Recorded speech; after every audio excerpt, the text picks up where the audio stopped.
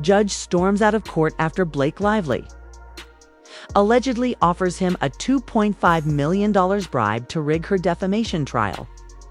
She then unleashes fake subpoenas and HR complaints to silence content creators.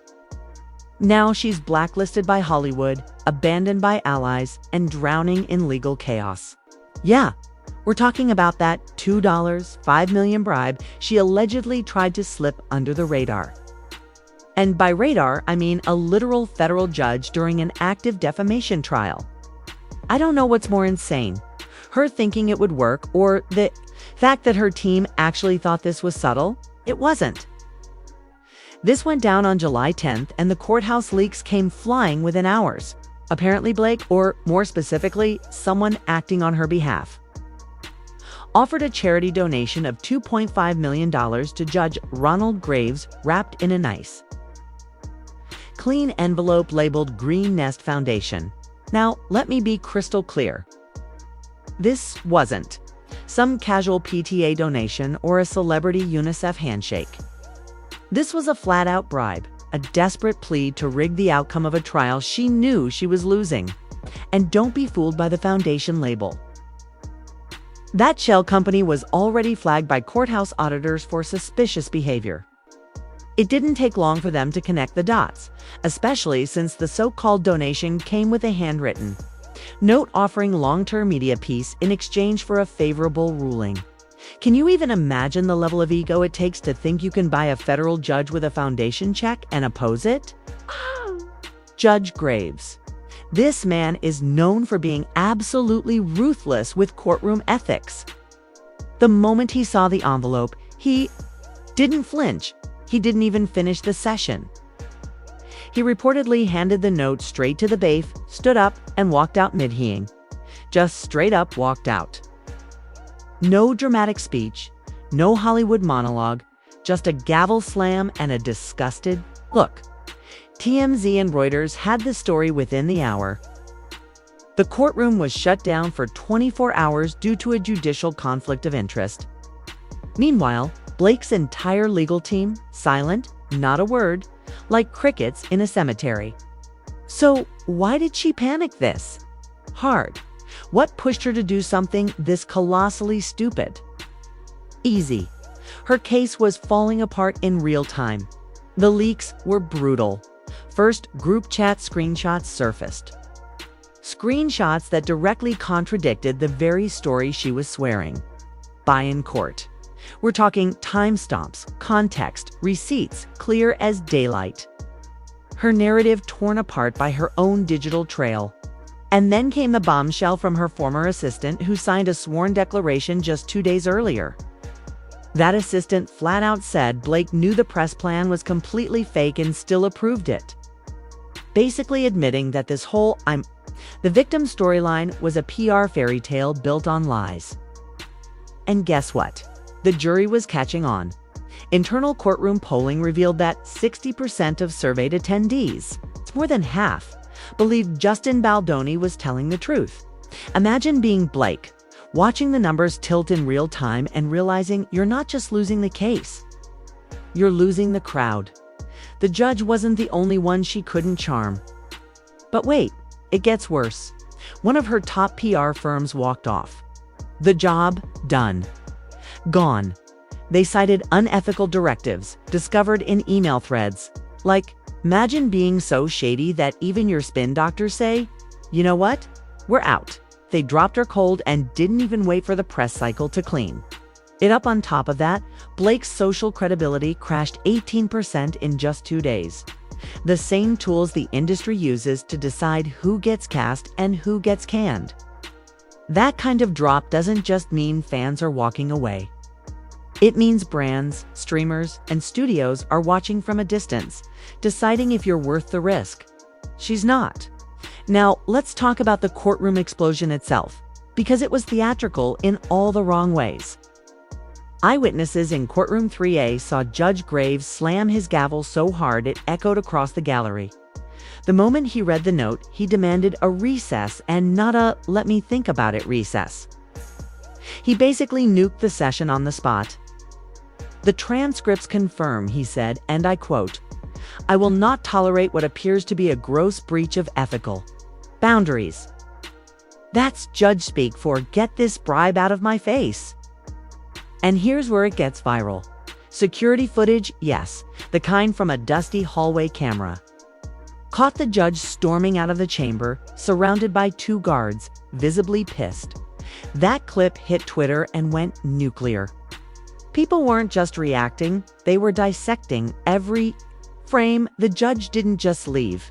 He looked like he was about to press charges himself. Meanwhile, behind the scenes, one of the legal clerks spilled that Blake's team tried to backpedal minutes before the walkout. They allegedly scrambled to clarify the gesture, trying to pretend the bribe was just a misinterpreted donation. Right? The Judicial Ethics Board wasn't buying it. They opened a formal inquiry within 2 hours. This wasn't a misunderstanding. This was a full-blown attempt to interfere with federal proceedings. Now, here's where things start to smell even worse.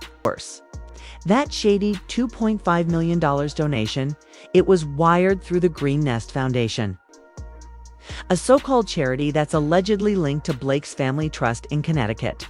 Real original. Nothing screams innocence like funneling money through a foundation that the IRS had already flagged earlier this year for unusual charitable activity. It's the kind of activity that usually leads to handcuffs, not headlines. And if you're wondering how this envelope even made it into the judge's hands, here's the kicker. A 24-year-old intern. Yes. An intern from Blake's legal team walked right into the courthouse and handed it to the judge's clerk at 8:53 a.m. on July 9th. It's all on camera. Hallway D17. That clip alone has racked up 7.2 million views on Twitter and counting. And the internet did what it does best. Zoomed in, enhanced, and identified the intern as someone named SJ. Who is SJ exactly? No one knows because she's now missing from her law firm and currently under federal questioning. How convenient, right? The second the scandal goes public, the intern disappears into a federal conference room. You'd think Blake was running a political campaign, not a legal defense. Blake's case was collapsing. She panicked and decided her best move was to bribe a judge using a fake charity. Delivered by a low-level intern, followed by a note asking for media piece like this was some kind of Hollywood trade deal. She underestimated the judge, underestimated the internet, and most of all, overestimated her own damn cleverness. The result: a courtroom walkout, a paused trial, a viral scandal, and a public image that's now circling the drain. After Blake, Lively's bribery stunt detonated in front of the entire legal system like a bad episode of Suits. The consequences came down faster than she could say media piece. The first bomb, the presiding judge officially recused himself. That's right. Judge Graves, the same guy she tried to buy with that little post-it and foundation check combo, filed a motion to step away from the case entirely. And that one move alone delayed the trial by 6 to 8 weeks. That's 2 months of wasted time, legal chaos, and public speculation. All because Blake couldn't handle losing in court like a normal person. Now, here's where it gets fun. Her legal team, they're now facing potential contempt of court charges. Not civil reprimands, not wrist slaps, actual legal charges. And we're not just talking about some stern email from the ethics board. This is full-on. You may want to start lawyering up for yourselves energy. 2 junior attorneys were reportedly dismissed within 48 hours. Fired, gone, probably thrown under the bus. So fast their LinkedIn still say they work there. Let's just say they're now ex-associates of the most radioactive legal team in Hollywood. And Blake, she's officially toxic. Like nuclear fallout levels of toxic. Within a day, Shonda Rhimes and Reese Witherspoon unfollowed her on Instagram. These aren't random influencers.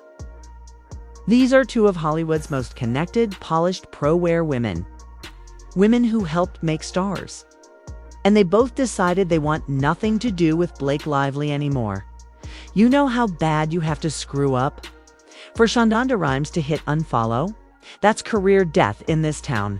Even Netflix, her golden ticket streaming partner, pulled back. They've paused all promo campaigns involving Blake's sighting.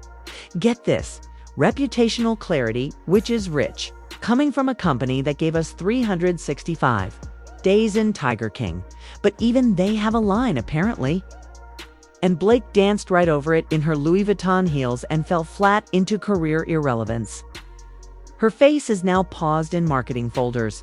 Her name whispered in damage control meetings. You can almost hear the interns deleting her name from email campaigns in real time.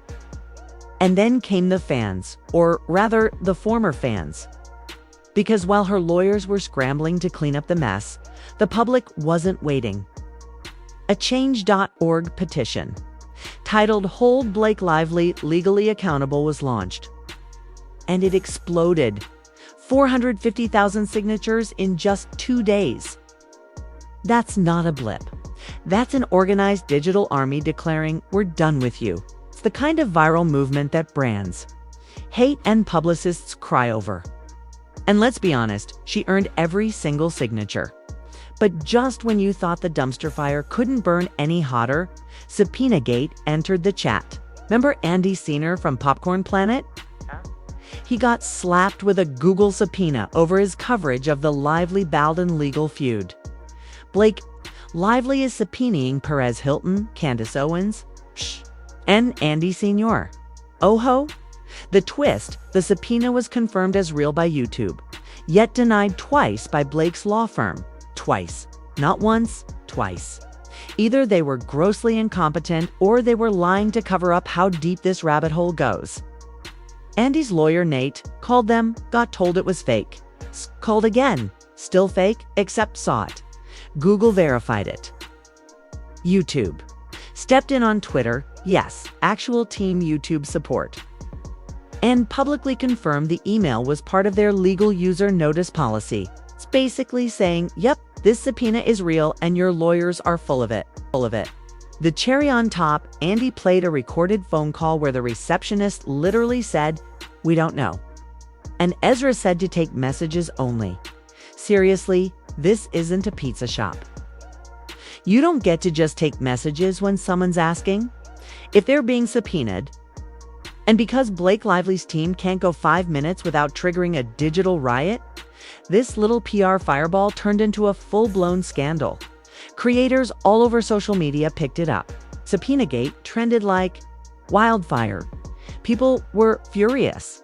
If you thought Blake's brand was shaky before, imagine what happens when your lawyers get caught gaslighting people while secretly trying to subpoena their private data.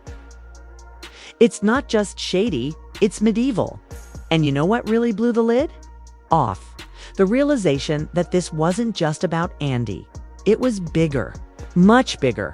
Turns out multiple content creators, including Cherry Flow of Flossom Talk, got hit with similar subpoenas. And these weren't creators who had it out for Blake. They were just people reporting honestly and sympathetically toward Justin Baldwin. You see where this is going? Blake's team wasn't just panicking. They were allegedly trying to trace journalist networks who were criticizing her. That's right, trace, meaning find out who's saying what to whom and possibly silence them. That crosses every imaginable line when it comes to press freedom. It's not just a bad PR look, it's a potential legal and constitutional disaster. Flossom Talk didn't hold back either. She exposed that these shady subpoenas were coming from the official Google legal support at Google.com domain. And they weren't just asking for basic information. No, they wanted email data, private search history, and full communication logs. Let that sink in. Search history. Blake's team was apparently trying to strip mine the internet history of content creators who dared talk about her in a way she didn't like. This isn't a PR cleanup. This is intimidation, digital surveillance, censorship by subpoena. And here's the kicker. This wasn't even the first time something like this happened. Nope, back in March 2025. The same camp was linked to a wave of fake HR complaints tied to the Van Zin case.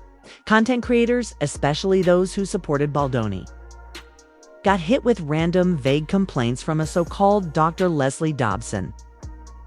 A name that, shocker, turned out to be connected to misinformation campaigns and conspiracy nonsense on Instagram.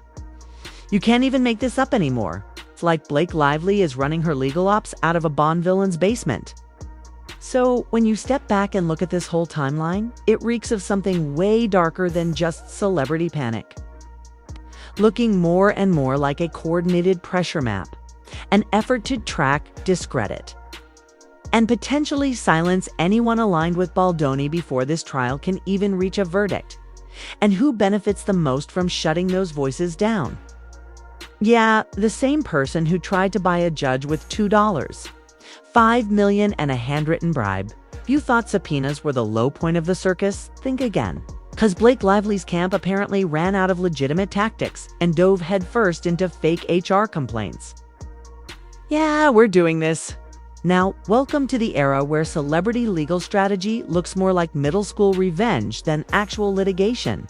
And at the center of this nonsense, a mystery woman named Dr. Leslie Dobson, who popped up out of nowhere pretending to be some kind of expert, but in reality was busy pushing misinformation about mental health and calling it science. According to multiple creators, these HR complaints came completely out of the blue. One of the most talked about cases involved Chiflo, a journalist who's been consistently covering this Blake Justin saga with actual integrity. What was her crime exactly? According to Dobson's fake document,